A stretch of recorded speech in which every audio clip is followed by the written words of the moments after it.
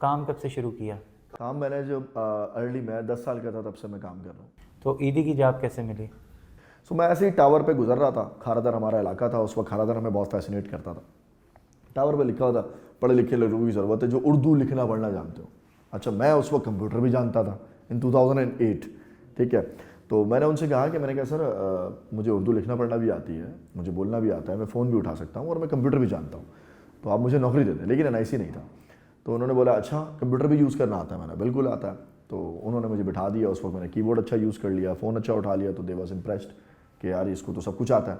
मुझे ट्रायल पे रखा और 3 दिन मुझे कोई काम नहीं दिया। ये मेरी ट्रायल थी। तो वो सबर वाले इम्तिहान से मैं पास हुआ। उसके बाद उन्होंने कहा ठीक है इसको नौकरी दे दो। फिर दे स्टार्टेड, उन्होंने मुझे क्लर्क की नौकरी दी। प्रीवियस मैनेजमेंट के साथ काम किया, ईदी साहब के साथ भी काम मैंने किया? ईदी साहब के साथ काम किया, मैंने फैसल ईदी के साथ काम किया। ईदी जब मैंने छोड़ा, मैंने दुनिया को नए एंगल से देखा। फिर मैंने कुछ ब्रांड ज्वाइन किए, तो मैंने वॉकीज़ ज्वाइन किया। वहाँ भी यही हुआ कि मैं गया था एज अ कैशियर। वो कह रहे हैं तुम्हारे पास कैश का एक्सपीरियंस नहीं है। मैंने कहा मेरे पास जितना कैश का एक्सपीरियंस है आपके पास नहीं है। तो मैं पहले दिन जब आउटलेट में घुसा, मैंने देखा यार लियारी का बच्चा लाशें उठाने वाला, अब वो जमजमा स्ट्रीट पे आ गया। एक जगह जहाँ मैंने देखा कि यार 20 रुपए के लिए कोई किसी का गला पकड़ रहा है, दूसरी जगह मैंने देखा 20,000 रुपये का लोग चप्पल पहन रहे हैं। आपने बताया आपसे कर दो मेरे और मुख्तलिफ जगहों पे रहे, इस सफ़र का थोड़ा सा बताओ ना। कंपनी बनी फास्ट फॉरवर्ड। कंपनी स्टार्ट हुई, 2 साल लगे उसमें। स्कूल में मैंने काम सीखा, स्पेशल बच्चों को समझा, उनके बारे में नज़म लिखी, मेरी अपनी एक दुनिया है, तुम सबसे अच्छा हूँ मैं। तो मैंने सीरत पढ़ना शुरू की, मैंने कससुल अंबिया पढ़ना शुरू किया, मैंने वली औलिया पढ़ना शुरू किए, तो मुझे मज़ा आने लगा। तो बस फिर उसने एक दिन जहन में आइडिया डाला कि तूने ये सामान बनाना है और तूने बेचना है, और पाकिस्तान में आने वाले वक्त में सामान की बहुत ज़रूरत पड़ने वाली है। क्या है ये सामान? सर बेसिकली मैं जो बनाता हूँ वो सपोर्टिव इक्विपमेंट्स कह लो फॉर स्पेशल नीड्स के। यानी जो बच्चा सीधा वॉक नहीं कर सकता तो उसके लिए हम इक्विपमेंट बनाते हैं ताकि वो सीधा वॉक कर सके। जो बच्चा खड़ा नहीं हो सकता तो उसके लिए एक किस्म की चेयर बनाई जाती है कि वो खड़ा हो सके। अच्छा, कुछ बच्चे होते हैं जो नॉर्मल एम्बियंस में नहीं रह सकते, तो उसके लिए हम एक कामिंग इन्वायरमेंट बनाते हैं। कुछ बच्चों के फोकस पे काम करना होता है तो उनके लिए फ्लोरोसेंट आर्ट वर्क के थ्रू नॉइस प्रूफ इन्वायरमेंट बनाते हैं। एक तरफ आप लाशें उठा रहे हो, एक तरफ एम्बुलेंस का नेटवर्क चला रहे हो, मीडिया से जाके खबरें इकट्ठी कर रहे हो, फिर आप ब्रांड में चले गए हो, उसके बाद आप एक NGO में आ गए हो, खातून 14,000 की जॉब पे। कोई डायरेक्शन भी होती है ना कि आप अपना कैरियर सेट करते हैं। अस्सलाम वालेकुम, मैं हूं नोमान खालिद और आप देख रहे हैं नोमान खालिद इनसाइट्स। दुनिया सबसे बड़ी किताब और ज़माना बेहतरीन उस्ताद है। कहते हैं किसी गोल पत्थर से किसी दूसरे ने पूछा कि तुम इतने गोल कैसे हो गए हो, तो उसने आगे से जवाब दिया कि ज़माने ने ठोकरें ही बहुत मारी हैं, ठोकरें खा खा के गोल हो गया हूँ। आज हमारे साथ एक दिलचस्प शख्सियत मौजूद हैं, शहरोज़ समीजा, जो कि CEO हैं सोल्यूशन स्टार्ट PK के। इनका काम ही सोल्यूशंस देना, मगर बड़े मुख्तलिफ और मुश्किल कामों का। इनका क्लेम ये है कि जो सर्विसेज इनकी हैं पाकिस्तान में कोई दूसरा नहीं दे पा रहा। जो काम ये कर रहे हैं उसमें लीडर हैं, कोई दूसरा नहीं कर पा रहा, और अब एक्सपोर्ट की तरफ भी जाना चाहते हैं। हम इनसे जानते हैं कि इन्होंने अपना सेटअप कैसे बनाया और क्या कहानी है इनकी। Shahroz, thank you very much. Sir thank you so much for having me. सबसे पहले तो ये बताएं कि बचपन का लियारी से आप बिलोंग करते हैं, लियारी कैसा था? सर हमारे लिए तो वो हमारे बचपन का वो खेल है आज भी। हमने बहुत अच्छे दौर भी गुजारा वहाँ पर। हाँ, लड़कपन में जाके कुछ ख़तरनाक दौर हो चुका था, लेकिन बचपन तो हमारा बहुत अच्छा था। उन गलियों में खेलना, और उन गलियों में जो हमारा चाइल्डहुड गुजरा शायद ही कभी किसी और का गुजरा हो, कि वो गली मोहल्लों में वो महफ़िलें, वो बुज़ुर्गों का बैठना, और वो हमारा कंचे खेलना, लट्टू से खेलना, भाग दौड़ करना, क्रिकेट खेलना, तो किसी वक्त में एक बहुत ही पुरसुकून और बुजुर्गाना महफिल भी होती थी वहाँ पर। पीसफुल था लियारी आपके बचपन? किसी वक्त में ज़रूर था। जब हालात बिगड़े तो वो बहुत बात की बात है। अगर मैं अर्ली 90s की बात करूँ तो लियारी एक कराची था ही क्या, लियारी, खोपरा पार, केवाड़ी, यही तो कराची होता था ना, इसके अलावा और होता क्या था। ठीक है, सदर ज़्यादा से ज़्यादा सदर लोग जानते थे, तो कराची तो बहुत ही छोटा होता था। अगर 90s की आप बात करें तो ये बाकी सारी चीज़ें होती रहीं, फिर सियासत की इन्वॉल्वमेंट बहुत ज़्यादा हो गई और सियासत की नज़र हमारा इलाका हो गया, और वो इलाका इतना फेमस हो गया कि अब तो वो पूरी दुनिया जानती है उसको। लोग मूवीज़ बनाते हैं उसके ऊपर से। होता क्या था लियारी में? सर होता यही था जिस तरह आम ज़िंदगी में आप लोग यहाँ रहते हैं, हम वहाँ रहते थे, बिल्कुल वैसा ही होता था। सुबह उठते थे, स्कूल जाते थे, स्कूल से वापस आते थे, बच्चे सारे घर से जमा हो जाते थे, शाम में बुज़ुर्ग सारे बैठे हुए होते थे। हर किसी को पता होता था कि बराबर में कौन रहता है, किसके साथ क्या मसला है, आज उसने खाना खाया नहीं खाया, कल उसने खाना खाया था नहीं खाया था, रात को वो बीमार हो गया था, तो सबको सबकी खबर होती थी। तो एक मोहल्ला होता था लियारी। लेकिन अब वो किसी की नज़र होगी। उसके बाद हालात कैसे ख़राब हुए? उसके बाद फिर कुछ सियासत इन्वॉल्व हुई, इलाकों की जंग शुरू हुई, कुछ बैरूनी ताकत आई उसके बीच में जिन्होंने उस इलाके को लड़ाना शुरू किया। Because Lyari was the centre, यहाँ पर आपके पोर्ट लगता था और यहाँ पर बाकी का कराची, यहाँ पर आपका समंदर था, ठीक है। तो बेसिकली वो जंग ये थी कि लियारी के अंदर एक ओल्ड कम्युनिटी रहती थी, उस कम्युनिटी को कहते थे कच्छी कम्युनिटी, ठीक है। वो एक ओल्ड कम्युनिटी थी जो इंडिया से आई थी और वो यहाँ लियारी में रहती थी। बीच में एक बड़ा मेन आपका हाईवे है जहाँ से पब्लिक ट्रांसपोर्ट जाती है, हैवी ट्रैफिक जाता है। उसके बाद एक इलाका है जहाँ पर सारे एलियंस रहते हैं, जैसे कहा जाता था मच्छर कॉलोनी, ठीक है। उसके बाद पोर्ट आ जाता है और यहाँ पर जो ये तीसरा इलाका था, यहाँ पर बैठे हुए थे सियासी लोग जिन्हें ये एरिया भी चाहिए था और ये एरिया भी चाहिए था ताकि उनकी रसाई ओवरटेक करके पोर्ट तक पहुँच जाए। तो बस ये जंग उसकी नज़र हो गई, ये दो इलाके उसकी नज़र हो गए। उस सियासी जंग, उस इक़्तिदार, उस ताकत, उस ख़जाने की जंग के अंदर ये इलाके बर्बाद हो गए। तो लियारी के लोग कितने मुतासिर हुए इस सारी जंग से? सर लियारी की लोगों से ज़्यादा जनरेशन्स मुतासिर हुई हैं। लियारी की दिमागी हालत मुतासिर हुई है, लियारी की फाइनेंशियल हालत मुतासिर हुई है। लियारी ने बड़े बड़े जवान खो दिए, लियारी ने वो सोच खो दी, लियारी ने वो एक्सपोजर खो दिया, लियारी ने विजन खो दिया, लियारी बदनाम हो गया। वहाँ के लोग बाहर निकल के काम नहीं कर पा रहे थे, तो लियारी तो समझे ख़त्म हो गया था ना। आज भी लियारी किसी और वजह से फेमस है, लेकिन अगर किसी लियारी का निकला हुआ आदमी किसी सफ़ेद, किसी बहुत ही कॉर्पोरेट इलाके में अगर वो चला जाए और वो अपना NIC दिखा दे तो शायद उसको आज भी नौकरी नहीं मिलेगी कि नहीं यार पता नहीं बैकग्राउंड क्या होगा, ठीक है। तो आज भी वो स्टिग्मा हमारे नामों के साथ है। जो अपना काम कर रहे हैं उन्हें तो कोई नहीं रोक रहा। और खुशकिस्मती मेरी ये है कि मैं एक ऐसी नीड में काम कर रहा हूँ कि लोग मुझे खुद अपनाते, भाई ये नहीं होगा तो काम नहीं होगा। तो ये तो मेरी खुशनसीबी है ना। बाकी सब जो लियारी में लाखों और बच्चे हैं, लाखों और जवान हैं, उन सब के साथ तो ये लक नहीं है। तो आपको बचपन में मुश्किलात क्या आती थी जब हालात ख़राब थे? तो सर जब हालात ख़राब थे, खैर हमारी मुश्किलात तो हालात से पहले की थी, क्योंकि वो एक स्लम एरिया था और वहाँ पर हमारे पास अच्छे स्कूल्स नहीं थे, बेसिक फैसिलिटीज़ नहीं थी, आपको हर चीज़ के लिए बाहर निकलना पड़ता था और उस वक्त बाहर निकलना बहुत मुश्किल था। लिमिटेड पैसे होते थे और जो भी करना है अंदर के एरिया में करना है। अच्छा हमारे जो पेरेंट्स थे उनका भी एक्सपोजर नहीं था लियारी से बाहर का, तो हमें क्या ही एक्सपोजर देते। तो वहाँ पर मेजॉरिटी पेरेंट्स आज भी वैसे ही हैं जो लियारी से बाहर नहीं निकले, जो कराची से बाहर नहीं निकले। तो एक्सपोजर की तो कमी हमेशा रही। उसके बाद जब हालात ख़राब हो गए तो फिर तो जान भी हथेली पे थी ना। हमें पता ही नहीं था कि कब कौन सी गली में गोली आ जाएगी, कब किसके घर में शेल आ जाएगा, कब कहाँ ग्रेनेड गिर जाएगा। इवन दो कि एक वक्त ऐसा भी आया कि पेरेंट्स फ़ोन करके बोलते थे कि आज जहाँ हो वहीं रह जाओ, इलाके में मत आना क्योंकि यहाँ फायरिंग हो रही है। तो वैसा बचपन गुजरा। ऐसे टाइम पे आपकी कितनी उम्र थी जब आपको पेरेंट्स ये कहते थे कि जहाँ हो उधर ही रह लो? बड़ी मुश्किल से कोई 10-11 साल का था मैं। सिर्फ काम कब से शुरू किया? काम मैंने जब अर्ली मैं 10 साल का था तब से मैं काम कर रहा हूँ। और काम शुरू करने की वजह क्या थी? काम शुरू करने की वजह यही थी कि हमारे वहाँ एरिया में और ख़ानदान में पढ़ाई का सिस्टम नहीं था, लेकिन मुझे पढ़ने का बहुत शौक़ था। बाबा मेरे मज़दूर थे, मिस्त्री थे, तो वो कहते थे कि यार मैं तो घर बड़ी मुश्किल से चला रहा हूँ, मैं तुझे अफोर्ड कैसे करूँगा, ये स्कूल की फीसेस मैं तो नहीं दे सकता। सो मुझे शौक़ था, तो मैंने कहा ठीक है फिर मैं अपना काम करता हूँ। तो 10 साल की उम्र में एक बच्चा क्या ही कर सकता है, किसी चाय की दुकान पर कप धो सकता है, किसी मोबाइल की दुकान पर, किसी कंप्यूटर की दुकान पर सफाई कर सकता है, या किसी होटल की दुकान, किसी होटल में जाके बेरा बन सकता है। तो ये काम शुरू कर दिया था हमने, क्योंकि हमें स्कूल की फ़ीस देनी थी। तो वहाँ से तो ज़िंदगी शुरू हुई है सर। तो कितना अर्सा ये वाले काम करते थे? मैं तकरीबन अब यूँ समझें कि 10 साल से लेकर आई गेस मैं 14 साल तक, 4 साल तक मैं भटकता रहा इसी तरह। कभी किसी दुकान पे, कभी सफाई कर ली, कभी चाय बेच दी, कभी कोई प्रोडक्ट निकाली मार्केट में बेच दी, कभी सदर चले गए, कभी पाकिस्तान चौक पे वहाँ विजिटिंग कार्ड बनते थे, वहाँ बैठ गए कि यार मुझे थोड़ा सा काम सिखा दो, मैं प्रिंटिंग कर लेता हूँ। कभी वो पन्ने गिनती करने का काम हो गया, तो जो भी दिहाड़ी लगती थी वो लगा लेते थे और उससे जमा करके स्कूल की फ़ीस देते थे। So this is how I started. और जब मैं 9th क्लास में आया, 9th क्लास में आने के बाद जब मैंने देखा कि अब मुझे पढ़ाई को ज़्यादा टाइम देना पड़ेगा, मैं बाहर नहीं निकल सकता क्योंकि अब बोर्ड के एग्ज़ाम्स होंगे, मुझे कोचिंग भी लेना पड़ेगा, स्कूल्स में इतनी अच्छी स्टडीज़ नहीं होती। तो फिर हमारे एक कोचिंग के टीचर थे, मैंने उनसे कहा कि सर मुझे कुछ करना है। बोला क्या कर सकते हो? मैंने कहा बच्चों को ट्यूशन पढ़ा लेता हूँ, आप मुझे थोड़ी सी उजरत दे दीजिएगा, इसी माने मैं अपनी स्कूल की फ़ीस दे दूंगा। तो फिर मैंने बच्चों को ट्यूशन पढ़ाना शुरू किया, अपने से छोटों को। अच्छा उसी साल के अंदर लियारी में पढ़ाना शुरू, उसी लियारी में पढ़ाना। अच्छा उसी साल के अंदर इन 2005 और 6 की अगर मैं बात करूं तो मैंने MS ऑफिस सीख लिया था। उसी जद्दोजहद के दौरान MS ऑफिस सीख लिया मैंने। और 2006 का मेरा एडोब फोटोशॉप 7 मैंने सीखा था उस वक्त, क्योंकि मुझे कार्ड बनाने वाले जब पाकिस्तान चौक पे विजिटिंग कार्ड बनते थे, शादी कार्ड बनते थे, तो उन्होंने बोला ये दोनों कोर्स कर लेना तो तुम हमारे साथ काम कर सकते हो। तो मैंने सीख लिया था। फिर मैंने उसी कोर्स को सिखाना शुरू कर दिया था। व्हेन आई वाज इन 9 मैंने इंटर के बच्चों को और बीकॉम के बच्चों को कोर्सेज करवाना शुरू कर दिए थे और वहाँ से मेरी एक अच्छी इनकम आना शुरू हो ये गई। ग्राफिक डिजाइनिंग के कोर्स। ग्राफिक डिज़ाइनिंग और MS ऑफिस सिखाना शुरू कर दिया था। अच्छा, उसके साथ साथ मुझे इन पेज पे उर्दू टाइपिंग आ गई थी उस वक्त, क्योंकि मैं ख्वार बहुत होता था मार्केटों में।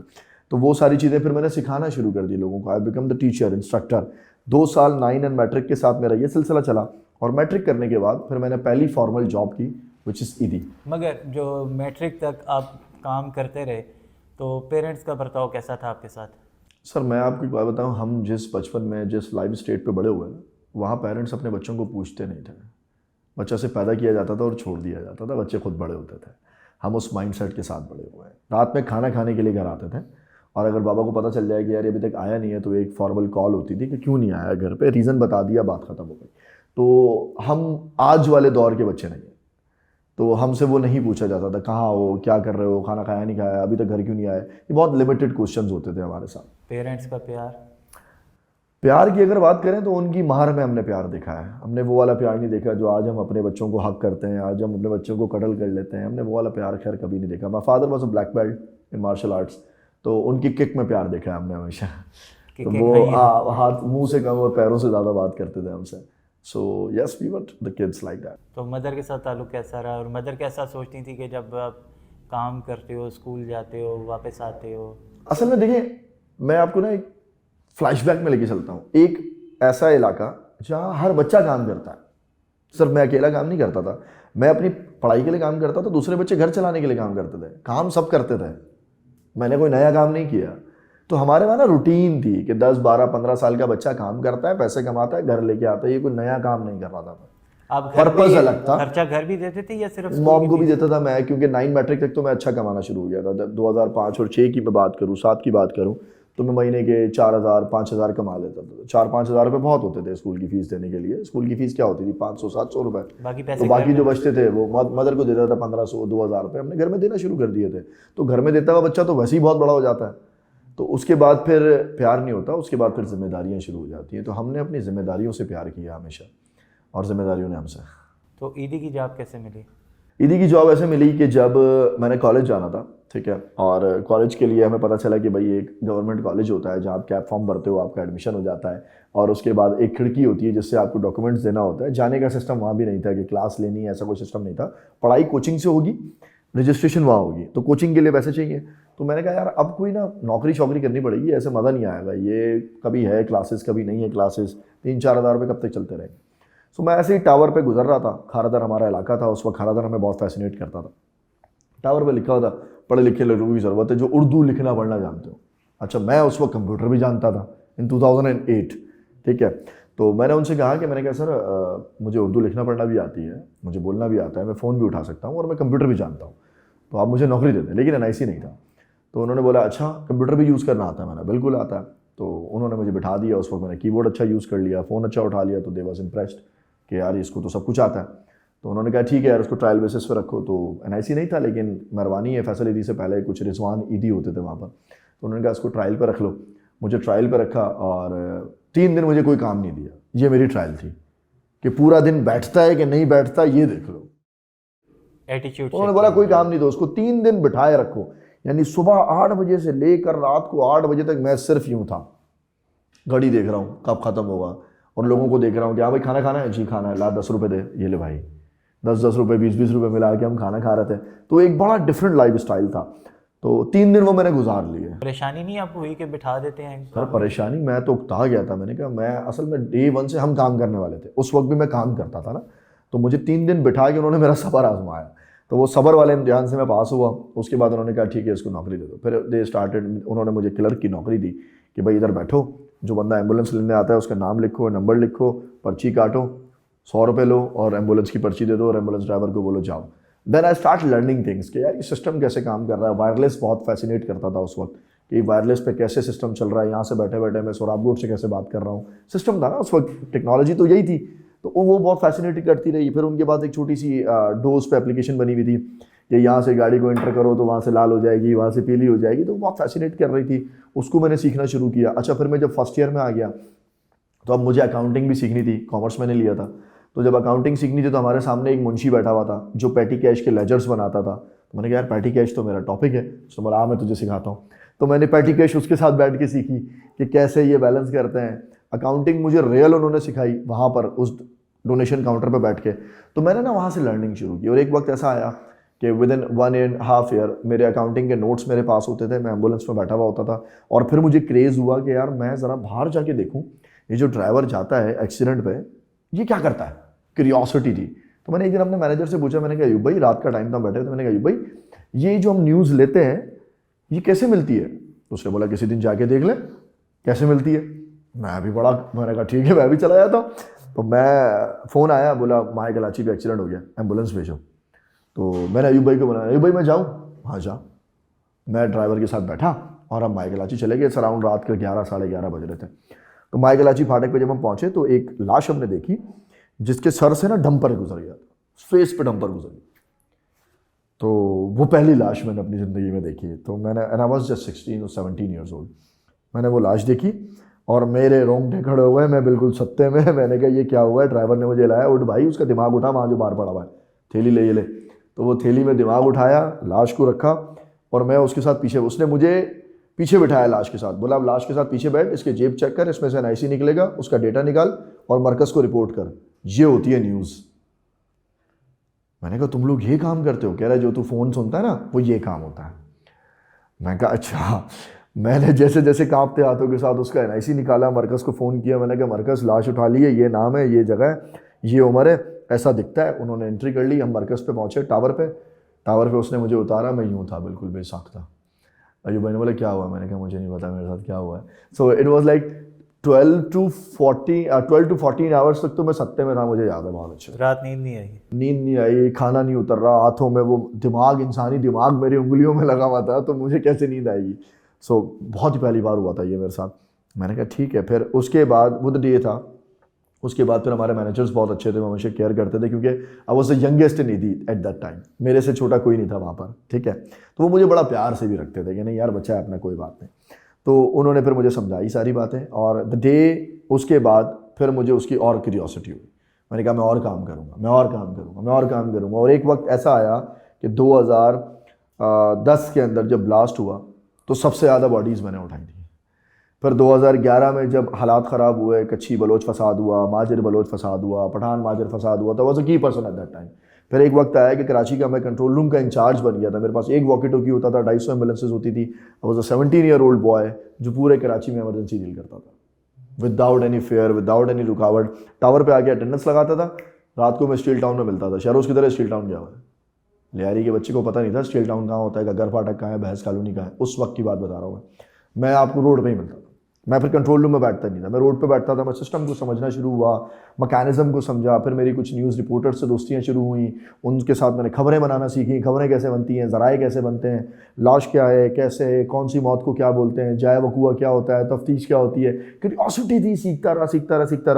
And at the and in 2012 मुझे काज़मी साहब मिले। काज़मी साहब होता है असिस्टेंट ऑफ ईदी साहब, जो उनकी ख़तों किताबत करते थे। काज़मी साहब उनके क्लास फेलो थे, बचपन से ईदी साहब के साथ थे। तो काज़मी साहब जितना ईदी को समझते थे उतना कोई भी नहीं समझता था। मुझे काज़मी साहब मिले, काज़मी साहब के बराबर में कंप्यूटर मिला और मेरा काम था उर्दू कंपोजिंग करके जरदारी को ख़त लिखना, आसफा को ख़त लिखना, उस वक्त के करंट जो मेजॉरिटी हमारी ज्यूरी होती थी उसको ख़त लिखना, ये मेरा काम में था। क्या लिखते थे? उन ख़तों में हम उनको रिक्वेस्ट करते थे, मिसाल के तौर पे कोई लावारिस बच्चे हैं, तो अब हम जा रहे हैं पाकिस्तान भर में लावारिस बच्चों को लेकर उनके अम्मी अब्बू तलाश करने के लिए।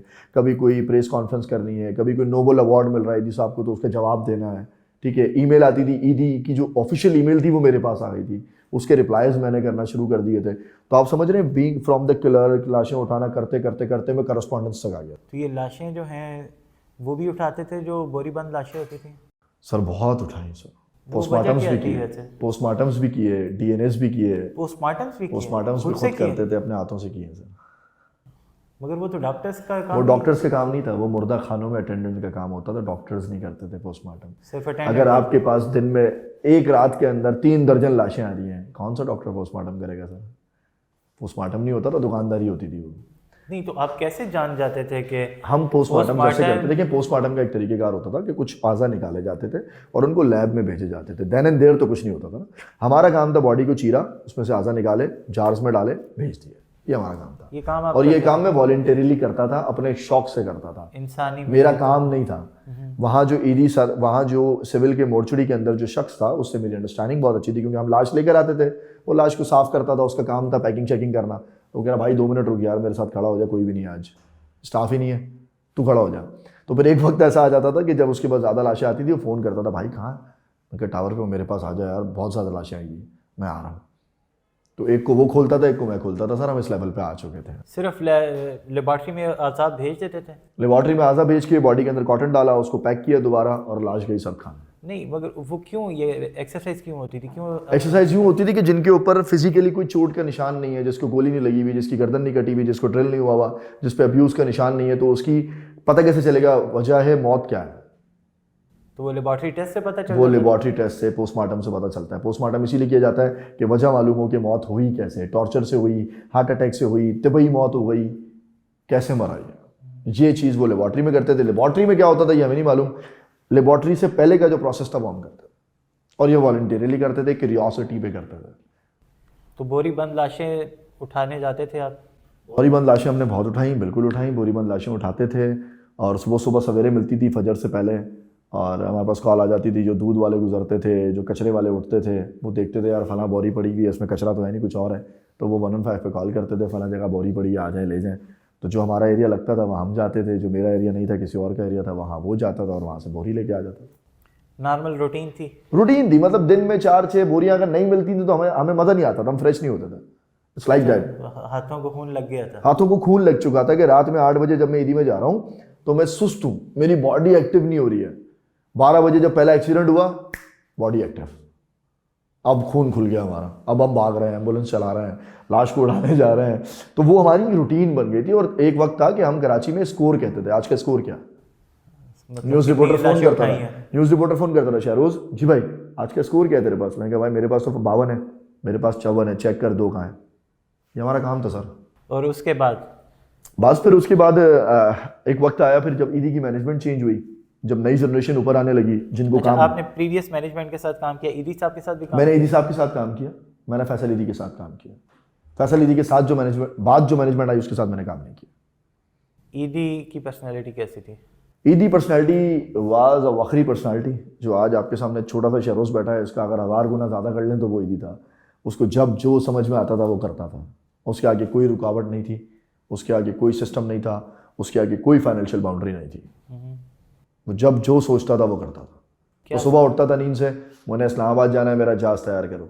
हमारा काम था उसका जहाज़ तैयार करना, उसको इस्लामाबाद भेजना, दैट्स इट। अच्छा, उनका अपना जहाज़? अपने प्राइवेट जेट्स उस वक्त भी थे ना ईदी साहब के पास, एयर एम्बुलेंसेज के नाम से।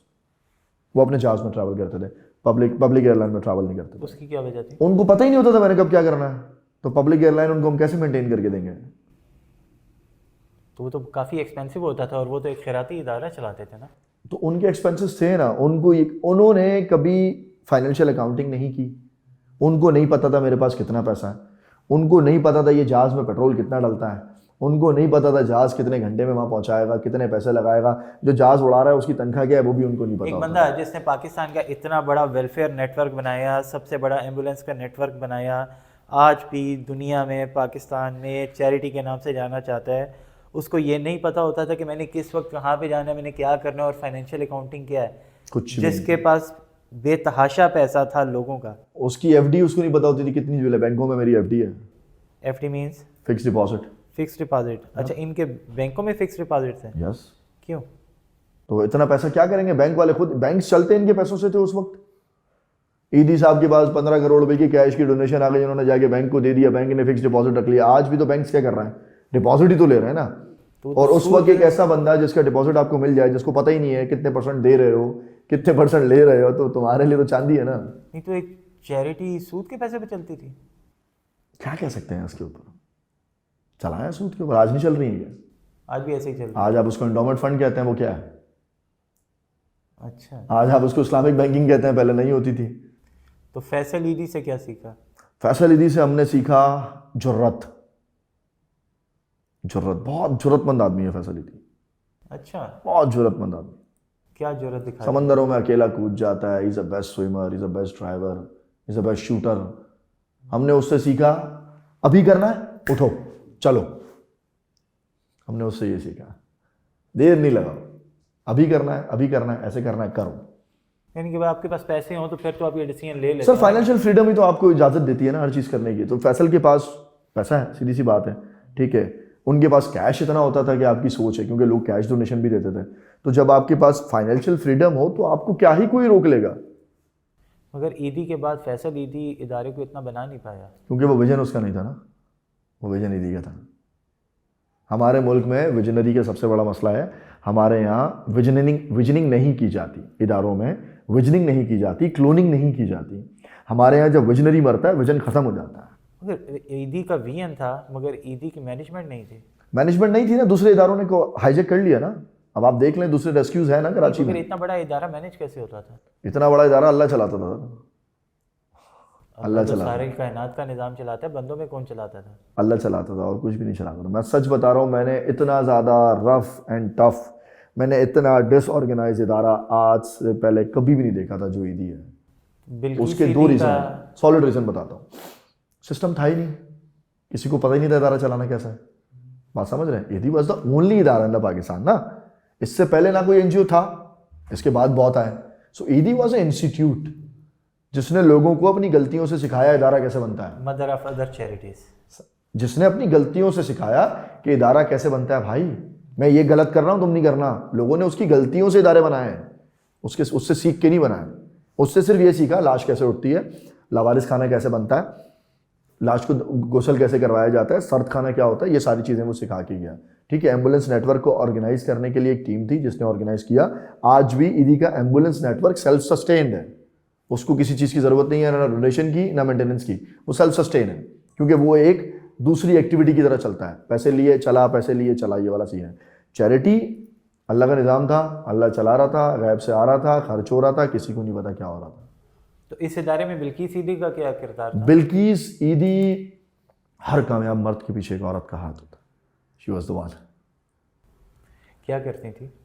She was the key of everything यार। वो नौज़ेदा बच्चों का जितना सिस्टम था, चाइल्ड अडॉप्शन का जितना सिस्टम था, लवारिस लड़कियों का जितना सिस्टम था, जो हमारे हेड ऑफिस का जो अंदर का स्ट्रक्चर था, she is the one. She is HR actually. अगर मैं आपको कहूँ तो बिल्किस ईदी was the HR। She was HR। Yes, Bilkis ईदी वॉज द HR ऑफ इदारा। फिर क्या हुआ? ईदी के बाद क्या किया आपने? ईदी के बाद खैर मैं तो ईदी से ईदी की मौजूदगी में छोड़ के जा चुका था। फिर ईदी जब मैंने छोड़ा, ईदी छोड़ने की वजह भी यही थी कि मैंने कहा यार अब बस है, मैनेजमेंट चेंज हो गई है, अब हमारी तरफ दायरा तंग हो गया, अब सीखने को कुछ नहीं है, अब हम बाउंड हो गए हैं कीबोर्ड की तरफ। And I am the one जिसको हमेशा आगे जाना है, रुकना नहीं है। जहाँ दीवार आएगी वहाँ से मैं वापस आ जाऊँगा, मैं वहाँ पर मेरी बस हो जाती है, मैं वापस आ जाता हूँ चाहे मेरे आगे कोई भी खड़ा हो। ईदी जब मैंने छोड़ा तो मेरी थॉट यही थी कि यार मैंने कहा कब तक लाशें उठाऊंगा यार, बस हो गई, दुनिया और भी तो है, क्या हम लाशें उठाते रहेंगे? आज भी जिन लोगों के साथ मैं काम करता था 2012 में, वो लड़के आज भी वही हैं, सेम चेहरे हैं ईदी में जो उस वक्त काम करते थे, आज भी वही लोग काम कर रहे हैं, कोई नया चेहरा नहीं है। ठीक है, तो आई एम ग्लैड मैं वहाँ से निकला, मैंने दुनिया को नए एंगल से देखा। फिर मैंने कुछ ब्रांड ज्वाइन किए। एक बड़ा ही फेमस ब्रांड है शूज़ एंड बैग्स का, वॉकीज़। उस वक्त वो भी नया नया था, इन 2012 के एंड में। तो मैंने वॉकीज़ ज्वाइन किया। वहाँ भी यही हुआ कि मैं गया था एज अ कैशियर। वो कह रहे हैं तुम्हारे पास कैश का एक्सपीरियंस नहीं है। मैंने कहा मेरे पास जितना कैश का एक्सपीरियंस है आपके पास नहीं है। कह रहे हैं वो कैसे? मैं कहा मैंने ईदी का कैश मैनेज किया भाई, तुम्हारी दुकान पे कितनी ही सेल हो जाती होगी, 2 लाख 2.5 लाख 3 लाख में हमारा करोड़ों का टर्नओवर था दिन का। हमने वो कैश भी मैनेज किया और हाथ से किया है, किताबों में किया है। ये तो फिर सिस्टम है। तो मेरे एक्सपीरियंस तो आपसे ज़्यादा है, आप मुझे नौकरी दे दो बस। अच्छा, नौकरी दे दो, जबरदस्ती दे दो। मैंने कहा नौकरी दे दो मुझे बस। तो उनको मेरा ये एटीट्यूड पसंद आया था, वॉकीज़ का जो HR था। तो खैर उन्होंने बोला ठीक है, जगह बनती है तो हम आपको बुला लेते हैं। So they give me a chance. तो मैं पहले दिन जब आउटलेट में घुसा, मैंने देखा यार लिहारी का बच्चा लाशें उठाने वाला, अब वो जमजमा स्ट्रीट पे आ गया, पैंट कोट पहन के। ठीक है, जमजमा स्ट्रीट पे आ गया ना। अलग ही ज़िंदगी है वहाँ पर ना। एक जगह जहाँ मैंने देखा कि यार 20 रुपए के लिए कोई किसी का गला पकड़ रहा है, दूसरी जगह मैंने देखा 20,000 रुपये का लोग चप्पल पहन रहे हैं। ठीक है, तो मैं अचानक शिफ्ट हो गया एलीट क्लास के अंदर। कहा यार ये तो बड़ी अलग ही दुनिया है। मैंने उसको एंजॉय किया, उस दुनिया को एंजॉय किया और फिर वहाँ भी सीखा। मैं बैठा रहा, कैश काउंटर पे मैं आया। पहले दिन वो कैश हाथ नहीं लगाने देते, दूसरे दिन नहीं लगा, तीसरे दिन मुझे बोला भाई इधर आके बैठ जा। मेरे बराबर में असिस्टेंट मैनेजर खड़ा होता, हमारा मैनेजर था, बड़ा ही कोई अजीब सा आदमी था। मैंने उसको बोला ये मैनेजर है? कह रहा हाँ। मैंने कहा अगर ये मैनेजर है ना तो मैं 6 महीने में बनूंगा। तो वो मुझे कहता है यार ऐसे कैसे। मैंने कहा कसम से अगर इस इदारे में ये मैनेजर है ना तो मैं 6 महीने के अंदर इससे ऊपर जाऊँगा, लिख ले आज इस बात को। और मेरा अल्लाह गवाह है, मेरे अल्लाह ने मेरी लाज रखी। मैं 2 महीने के अंदर असिस्टेंट मैनेजर बना, 6ठे महीने के अंदर मैं उसी कंपनी के अंदर मैनेजर बना, और 7वें महीने के अंदर मैं ब्रांड मैनेजर बना, 9वें महीने के अंदर मैं ऑपरेशन मैनेजर बना, और वो जो मैनेजर था वो मेरे अंडर आ गया। तो आपने मैनेजर को आइडियलाइज किया और आप ब्रांड मैनेजर बन गए। Was the brand manager of Walkies in the age of 20 when I was only 20 years old. Park tower जिसमें जाने के लिए लोग तरसते थे उस वक्त, उसको मैं पूरा मैनेज करता था। जमजमा मेरे पास 26 स्ट्रीट ब्रांच पे मैंने काम किया, जितना एलीट क्लास का काम था वो सारा मैंने शुरू किया। पर मैंने सिर्फ काम नहीं किया, मैंने पढ़ा ये जूता क्या होता है, ये जूता क्या होता है, ये बैग क्या होता है, इसका ब्रांड क्या है, ये ब्रांड कहाँ से आया है, वो नॉलेज गेन करना मैंने शुरू किया। अपने से मुतल्लिका जितनी चीज़ें थी उसको पढ़ते थे सब मैंने, वो क्यूरियोसिटी रही मेरे अंदर कि ये ब्रांड कहाँ से आ रहा है, ये चाइना की कॉपी कैसे बन रही है, ये फिलिपाइन की कॉपी कैसे बन रही है, ब्रांड कब वजूद में आया, मैंने उसको पढ़ना शुरू किया। ठीक है, मैंने पर्सनैलिटीज़ को अंडरस्टैंड करना शुरू किया कि ये जो खातून सामने से आ रही हैं इनकी पर्सनैलिटी के हिसाब से ये कौन सा जूता लेंगी, मैंने इसको पढ़ना शुरू किया। ये मेरी अपनी थी, मुझे किसी ने नहीं सिखाया। मैंने इन सबको पढ़ना शुरू किया जिसकी वजह से मैंने सेल को बूस्ट किया। जब मैं जिस आउटलेट पे खड़ा होता था वो सेल बूस्ट हो जाती थी, क्योंकि इसमें क्लाइंट को अंडरस्टैंड करता था, क्लाइंट की साइकी को समझता था। अगर वो शादी के जोड़े में आई है, कार से उतरी है, तो उसको मैं ब्राइडल पे लेके जाता था, उसको मैं कैजुअल नहीं बेचता था। तो ये चीज़ें मैंने सीखी खुद से। जब ये मैंने सारी चीज़ें सीख ली तो मैं जिस भी ब्रांच पे खड़ा होता था तो वो सेल बूस्ट हो जाती थी। दैट्स द रीज़न मेरे बॉसेस ने मुझे ब्रांड मैनेजर बना दिया कि तू देखेगा सेल्स। तो वहाँ से सेल्स करना शुरू किया। फिर उसके बाद मीडिया का एक्सपोजर भी था, सेल्स का एक्सपोजर भी आया, एलीट क्लास भी देखा। थोड़ा बहुत हर लड़के को शौक होता है मीडिया पे जाने का, तो कुछ जो पुराने रिपोर्टर दोस्त हैं उनके पास चला गया, किसी के पास बैठ जाता था, काम कैसे हो रहा है, इन सारी चीज़ों को अंडरस्टैंड करता रहा। और करते करते 2014 मैं किरण फाउंडेशन में आ गया, दोबारा लियारी में। कौन सी फाउंडेशन? किरण फाउंडेशन। किरण फाउंडेशन। दोबारा लियारी में आ गया। दोबारा लियारी में आ गए? यस। पूरा कराची घूम के, जमजमा घूम के, लियारी में वापस आ गए? बस वो मेरी ज़िंदगी का ना 360 टर्न था कि मेरे पास एक दोस्त आया, मेरा बचपन का दोस्त था, मुझे कह रहा है यार शरोज़ लियारी में एक NGO आई है काम करने के लिए। मैंने कहा ठीक है। बोला वो ना अभी तो फ़िलहाल हमारा छोटा सा स्कूल है, लेकिन हम प्लान कर रहे हैं कि गवर्नमेंट स्कूल को हम अडॉप्ट कर लें, लेकिन यार उसके लिए तेरी ज़रूरत पड़ेगी। मैं क्या कर लूँगा, मैं तो जूते बेच रहा हूँ यार। कह रहा नहीं तेरे को आना पड़ा। मैंने कहा करना क्या है? कह रहा यार वो मैडम जो है ना टीम बना रही है, और उन मैडम को ना तेज़ लड़के चाहिए काम करने वाले जो लियारी को समझते हैं। अच्छा, फिर अंदर से वो ना समाजी कीड़ा निकला। मैंने कहा यार लियारी अपना इलाका है, इसके लिए अगर कोई काम हो रहा है तो करना चाहिए यार। बोला करेगा? मैंने कहा चल मैं आता हूँ। उस वक्त एक गोरा छोटा बर्गर बच्चा, सही है, पार्क टावर के अंदर AC में बैठने वाला, उस वक्त ब्रांड पहनने वाला लियारी का बच्चा। जब लियारी के अंदर स्कूल में जाता हूँ तो वो गवर्नमेंट स्कूल हमारा टॉर्चर सेल था, वहाँ किसी वक्त में लाशें काटी जाती थी। उस स्कूल को उस खातून ने अडॉप्ट किया था। स्कूल में पढ़ाया नहीं जाता था, टॉर्चर सेल था, इंसानों को काटा जाता था। ठीक है, उसको अडॉप्ट किया गया। It was the first adoption of Lyari. उसको अडॉप्ट किया गया और उसको दोबारा स्कूल बनाना था। और जब मैं अंदर घुसा तो मैंने देखा कि खातून नाइकी के जूते पहन के ज़मीन पे चटाई बिछा के 20 बच्चों के साथ बैठ के थेरेपी कर रही है। आई वॉज इम्प्रेस्ड, यार दिस इज समथिंग न्यू। मैं उनके पास बैठ गया तहम्मुल से, और उन्होंने मुझे 1 घंटे तक मैं उनका सेशन ऑब्जर्व करता रहा। 1 घंटे तक मैं उनका सेशन ऑब्जर्व करता रहा।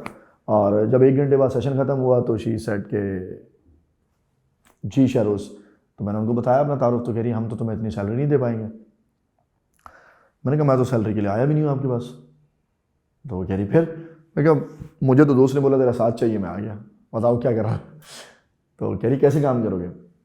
मैंने कहा फ़िलहाल तो मेरी नौकरी है, वो नौकरी 1 बजे शुरू होती है, तो सुबह आपके पास आ जाया करूँगा, 12 बजे यहाँ से निकल के अपनी जॉब पे चला जाऊँगा, बाकी फिर बाद में देखेंगे क्या करना है, फ़िलहाल तो शुरू तो करें, समझ तो आए।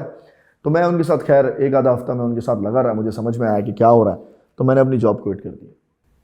मैंने अपनी वॉकीज़ की जॉब क्विट की। जब आप गए थे तो जॉब क्विट करने का सोच के नहीं गए थे? नहीं, मैंने कहा देखें एक्सप्लोर करते हैं क्या सीन है, क्योंकि एक वेल सेटल सैलरी थी, लग्जरी इन्वायरमेंट था, एलीट क्लास था, सारा दिन चिल मारते थे। मैंने कहा चलो देखते हैं। तो शी सेड कि यार हम तुम्हें अच्छी सैलरी तो नहीं दे सकते। मैंने कहा कोई बात नहीं, लियारी है, घर से करीब है, क्या ही पैसे लग जाएंगे, घर पे 10-15 हज़ार रुपये भी दो तो घर चल जाता है, कोई मसला नहीं है, आप देख लीजिएगा, जो देना हो दे दीजिएगा, नहीं भी देंगे तो कोई मसला नहीं, आई विल मैनेज। उस वक्त दूसरे रिसोर्सेज खुल चुके थे, मतलब कमाना आ चुका था, तो लाजमी नहीं है कि इधर से नौकरी से ही सैलरी मिलेगी, कमाना आ चुका था। तो खैर उनके साथ फिर मैंने ज्वाइन किया 2014 में। कितनी सैलरी में? 14,000 रुपये में। 14,000 रुपये पे 2014 में आपने उसको ज्वाइन किया? वॉकीज़ जब मैंने छोड़ा, when I was a brand manager of Walkies, मेरी 70,000 रुपये सैलरी थी। 70,000 की सैलरी छोड़ के 14,000 की सैलरी पे आ गए लियारी में। क्योंकि अपना इलाका था, पहुंची वहीं पे हाक जहाँ का खमीर था। क्योंकि अपना इलाका था। ईदी से कितनी सैलरी छोड़ के आप ईडी से मैंने 9,000 रुपये 8,000 रुपये सैलरी दी, बस और कुछ भी नहीं था। 8,000 की सैलरी पे छोड़ के पहली सैलरी ब्रांड में 11,000 रुपये। 8,000 की सैलरी से जंप लिया 11,000, 11 से 70 पे से पहुंचा। 70 पे पहुंचे और फिर वापस 14 पे आ गए। सांप सीढ़ी का किया है। खैर था, मैंने कहा चलें कर लेते हैं, कोई मसले की बात नहीं है। काम शुरू क्या किया, इस सारे सफर में पैसा आपका टारगेट नहीं था? कभी भी नहीं रहा, आज भी नहीं है।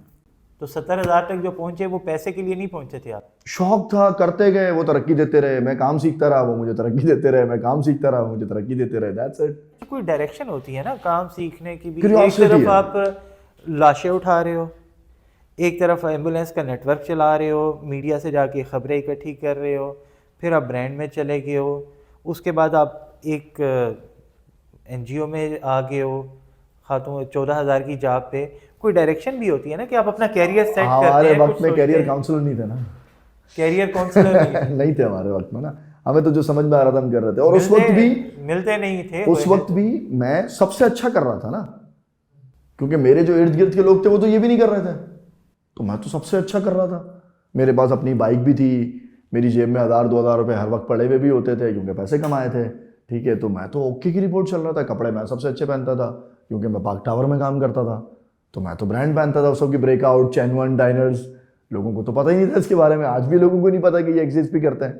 ठीक है, तो मेरे लिए तो उसको बहुत फैसिनेटिंग था ना सब कुछ, कि I am the one, I am doing, और जिसकी वजह से थोड़ी सी एरोगेंस मेरे अंदर डेवलप हुई। You became arrogant. यस। एक 20 साल का लड़का लियारी से निकला हुआ, 70,000 रुपये कमाता हुआ, पार्क टावर में घूम रहा है, जमजमा पे घूम रहा है, ब्रांड मैनेज कर रहा है, एलीट क्लास देख रहा है। ठीक है, पैसा उसके बाद इतना है, चमड़ी उसकी गोरी हो गई है, तो एरोगेंस क्यों नहीं आएगी? लोग उसको प्रेज करते हैं, यार तू तो भाई है यार, पैसे दे देना यार। आपके अंदर एरोगेंस नहीं आई, ऐसा कैसे हो सकता है? यानी कि तब तक आपकी किरदार साजी नहीं हुई थी। कोई नहीं था ना, बताने वाला कोई नहीं था, रोकने वाला कोई नहीं था, समझाने वाला कोई नहीं था। पेरेंट्स नहीं थे। पेरेंट्स को तो देखें, पेरेंट्स तो अपनी ज़िंदगी में व्यस्त है ना, उनको भी तो किसी ने नहीं सिखाया था यार कि ज़िंदगी होती क्या है, जानना क्या है, समझना क्या है, औलाद क्या है, तरबियत क्या है। वो भी तो भेड़ चाल था, समझ रहे हैं आप? हम तो एक सोशल एनिमल्स थे बस, दैट्स इट, और कुछ भी नहीं था। मौला अली का कॉल है कि जिस घर में कोई समझदार नहीं वो महज मुर्गी का दड़वा है। सर तो वो लियारी और कुछ नहीं था, मेरा अपना लियारी, मैं उसके बारे में कह सकता हूँ। ठीक है, तो वहाँ लोगों के पास विजन नहीं था, उनको नहीं पता, उनको ये पता था सुबह काम पे जाना है, पैसे लेकर घर पे आना है, खाना खाना है, बस, दैट्स ऑल, दैट्स इट। ठीक है, तो खैर वो फिर मेरा जो फास्ट फॉरवर्ड सफर चला ना, 2014 की जनवरी, किरण फाउंडेशन का पहला दिन। ठीक है, मैंने सिर्फ 10 महीने उस इदारे में काम किया, सिर्फ 10 महीने। और क्या काम किया? सर मैंने क्या नहीं किया, मैंने उस किरण स्कूल को उठा के किरण फाउंडेशन बना दिया। कैमरे पे कह रहा हूँ, कोई चैलेंज कर जाए इस बात को कि मैंने नहीं बनाया। मैंने उस इदारे का ऑपरेशन डिपार्टमेंट बनाया, मैंने उस इदारे का HR डिपार्टमेंट बनाया, मैंने उस इदारे के अकाउंट्स ठीक किए, मैंने उस इदारे के बैंक अकाउंट्स खुलवाए। एट द एंड मैं CEO के साथ, चेयरपर्सन के साथ सिग्नेटरी तक रहा इन जस्ट 10 मंथ्स। काम किया, पूरा स्कूल बना दिया, गवर्नमेंट के साथ प्रेजेंटेशन करके गवर्नमेंट से फंड दिलवा दिया, हर चीज़ मैनेज कर दी। एट द एंड 10वें महीने में मेरी वहाँ से शादी हो गई। तो ये जो सिस्टम्स आपने बनाए, जैसे आप ब्रांड में पढ़ते रहते थे, सीखते Exactly, रहते थे, बिल्कुल। वहाँ से सीखा, इम्प्लीमेंट कर दिया, यहाँ इम्प्लीमेंट किया कि ब्रांड कैसे बनता है, सेल्स कैसे होगी, प्रेजेंटेशन कैसे बनेगी, HR कैसे काम कर रहा है, और अकाउंट्स कैसे काम कर रहा है, ऑपरेशंस कैसे काम कर रहा है। वो डिपार्टमेंट बनाया मैंने उस इदारे के। Sir so you are very sharp learner. वो पूरा इदारा डेवलप किया किरण फाउंडेशन की। आज भी उस स्कूल की दीवारें कहती हैं कि शहरोज था वहाँ पर, वहाँ मेरी खुशबू आज भी मिलेगी आपको, क्योंकि हमने इतना काम किया वहाँ पर। 36-36 घंटे वहीं पड़ा रहता था मैं, घर जाने की तो वैसी तलब नहीं होती थी, और अब तो घर से भी करीब था, 5 मिनट में मेरा घर था। फिर भी तलब नहीं थी? फिर भी तलब नहीं थी, बस उसी को घर समझ लिया। घर से प्यार नहीं फिर मिलता जो था? माँ बाप से मिलने वाला प्यार जो नहीं मिला, वो मिला सबीना खत्री से।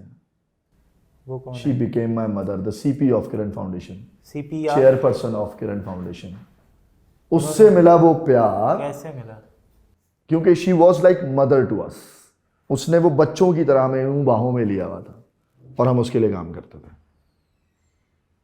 इसकी मिसाल मैं इसी तरह दूं कि जब उसने बोला मैं तुम्हारी शादी करा देती हूँ, तो मैंने अपने घर वालों से नहीं पूछा था, मैंने कहा ठीक है करवा देना। उन्होंने कहा शादी करवा देती हूँ, तो लड़की का कैसे रिश्ता कैसे मिला? उसी स्कूल के अंदर, उसी इदारे के अंदर एक लड़की थी जो इनकी PA थी, I was the project manager, she was the PA। हम दोनों का काम एक ही था, हम दोनों सारा दिन साथ रहते थे, तो we were in a relationship and I was just 21 year old. Okay. मुझे नहीं पता मैं अपनी ज़िंदगी के साथ क्या कर रहा हूँ। देन सडनली शी सेड कि हमारे पास एक प्रोजेक्ट आया है लाहौर में, तुम दोनों को जाना है इन अक्टूबर 2015। हाँ तुम दोनों को जाना है, लेकिन एक कंडीशन है। और क्या कंडीशन है? शादी करके जाना पड़ेगा। I was 21। Are you mad? नहीं, शादी करके जाना पड़ेगा।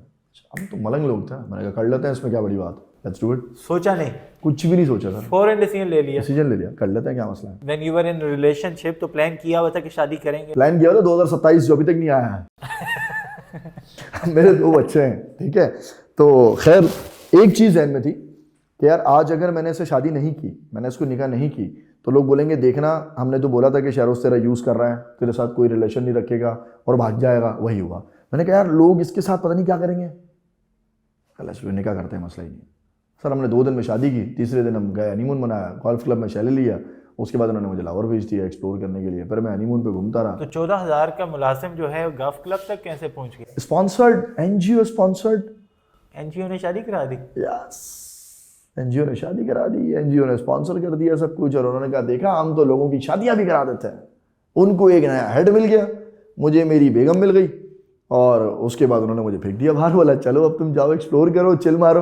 तो वैसे शादी कैसी थी? कोई डांस? बड़ी धूमधाम तरीके से भाई, स्कूल के अंदर पूरे इवेंट, PA प्रोजेक्ट मैनेजर की शादी होगी तो कैसा इवेंट होगा आप अंदाजा लगाएं। सही है, स्कूल पूरा हमारा, कहता रहता हम लोग, पैसे हमारे पास, सिग्नेटरी में खुद। तो फिर मेरी शादी है कैसी होगी? धमाधम शादी हुई, 500 लोगों ने खाना खाया, आधा लहरी आया हुआ था, सबने बेहतरीन शादी करी। और उसके बाद जो है वो हम चले गए लाहौर चले गए। लाहौर घूमा फिरा, इस्लामाबाद पेरेंट्स का घूमे। रिस्पांस क्या था? पेरेंट्स का क्या रिस्पॉन्स था, उनकी समझ में नहीं आ रहा था हुआ क्या है उनके साथ।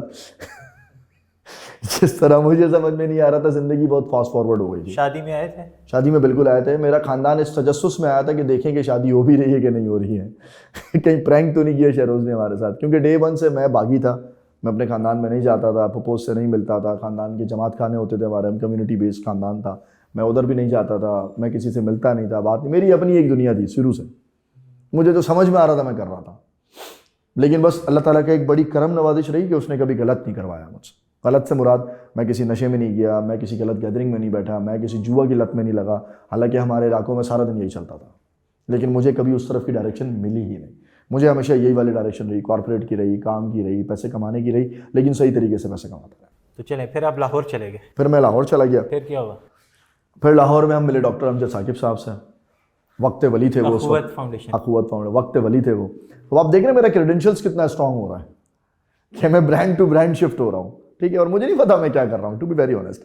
तो अमजद साकिब साहब से मिले और उनके साथ चीज़ें चलती रहीं, और उन्होंने भी कहा कि मेरे इदारे का गैप एनालिसिस मुझे बना के दो। इन द एज ऑफ 21 मैंने उनको गैप एनालिसिस बना दिया। बैचलर से ड्रॉप आउट हूँ मैं, मुझे नहीं पता कैसे बनता है, बस मुझे समझ में आया, मैं बनाता रहा। मैंने इतनी बड़ी किताब लिख दी उनके इदारे के खिलाफ। मैंने कहा सर आपके डिपार्टमेंट्स में ये मसले हैं, इनको हल कर दें, आपका डिपार्टमेंट सही हो जाएगा। अखुवत में सर आपने पूरी FIR लिख के दे दी? पूरा उनको गैप एनालिसिस बना के दे दिया। जब गैप एनालिसिस बना के दिया तो उन्होंने जो है ना वो मुझे कहा कि शहरोज सारी बातें तो सही है बेटा, लेकिन एक मसला है। मैंने कहा क्या सर? कह रहे हैं हम आपको अफोर्ड नहीं कर पाएंगे, हमारा इतना बजट नहीं है।